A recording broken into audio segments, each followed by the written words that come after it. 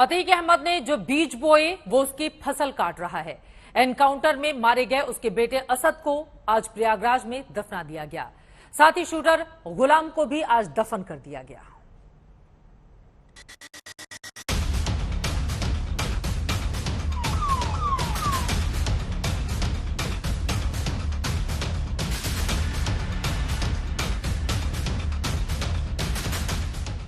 अतीक अहमद का बेटा असद मिट्टी में मिल गया। इसके साथ ही खत्म हो गई उसकी दहशत की कहानी। खत्म हो गया असद का आतंक। अब ना असद है और ना ही उसका खौफ, जो अतीक से भी आगे निकलने को बेताब था। कौन भूल सकता है दहशत की इन तस्वीरों को। 24 फरवरी को इसी असद ने उमेश पाल पर अंधाधुंध गोलियां बरसाई थी। अब वही असद मिट्टी में मिल गया। प्रयागराज के कब्रिस्तान में अतीक के कुछ करीबियों ने उसे मिट्टी दी। कब्र में रीति रिवाज के मुताबिक दफनाया गया। इस गम के मौके पर और हम ज्यादा कुछ न बोल पाएंगे। परिवार की तरफ से बाबूजी कौन कौन शामिल हुआ, जो आरोपी नहीं है उनमें उनकी हाँ, अब परिवार के लोग तो बहुत से हैं। हाँ। बहुत से लोग आरोपी नहीं हैं। हाँ, हम भी जो है तो परिवार ही के हैं। हम भी परिवार ही के हैं। हमारे जो है तो रिश्ते के हैं। हाँ। 13 अप्रैल को झांसी में असद का एनकाउंटर हुआ था। उसके साथ साथ शूटर गुलाम को भी पुलिस ने मार गिराया। असद और गुलाम के शवों का झांसी मेडिकल कॉलेज में पोस्टमार्टम हुआ। फिर बीती रात शवों को उनके परिजनों को सौंप दिया गया। देर रात भारी सुरक्षा के बीच परिजन शव लेकर प्रयागराज के लिए निकले थे। उधर तमाम आशंकाओं के बीच प्रयागराज पुलिस ने सुरक्षा के जबरदस्त बंदोबस्त किए। कब्रिस्तान वाले इलाके में बड़ी संख्या में पुलिस वाले तैनात कर दिए गए।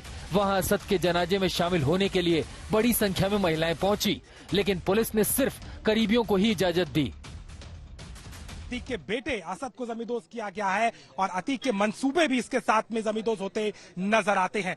जिस तरीके से लगातार इस बात की सुगबुगाहट थी कि क्या शाइस्ता पहुंचेगी, अतीक को क्या इजाजत मिलेगी, उन सबको दरकिनार करके असद को सुपुर्द खा करने के बाद में यहाँ पर आप देखिए बड़ी पुलिस सुरक्षा और आरएएफ के जवानों के बीच में परिवार के लोग हैं वो वापस चले गए हैं। और अतीक अहमद का बेटा, जिसने उमेश पाल की हत्याकांड में गोली मार के कहीं ना कहीं इस पूरे घटना को अंजाम दिया था, वो अब मिट्टी में मिला दिया गया। जो बात मुख्यमंत्री योगी आदित्यनाथ ने कही थी, अपने बेटे असद के जनाजे में अतीक भी शामिल होना चाहता था, लेकिन कोर्ट में अर्जी लगाने से पहले ही असद को मिट्टी दे दी गई।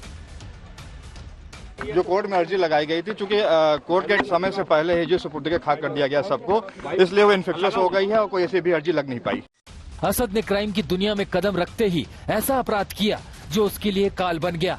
अब खुलासा हुआ है कि उमेश पाल की हत्या के बाद अतीक ने असद को 7 समंदर पार भाग जाने की नसीहत दी थी। अतीक ने असद से कहा था गल्फ कंट्री भाग जाओ, लेकिन पासपोर्ट और अन्य वजहों से ये मुमकिन नहीं हो सका।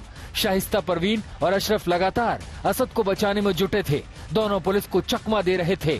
खुलासा ये भी हुआ कि अतीक के कहने पर लखनऊ के एक बिल्डर मुस्लिम खान ने 80 लाख रुपए शाइस्ता को पहुंचाए थे। ये पैसा शूटरों को भागने में मदद के लिए दिया गया था। इन तमाम खुलासों के बीच अब असद और उसका आतंक इतिहास बन चुका है। बेटे की मौत के बाद से ही अतीक की बोलती बंद हो गई है। प्रयागराज से कुमार अभिषेक, समर्थ श्रीवास्तव, अरविंद ओझा और अभिषेक मिश्रा के साथ आज तक ब्यूरो।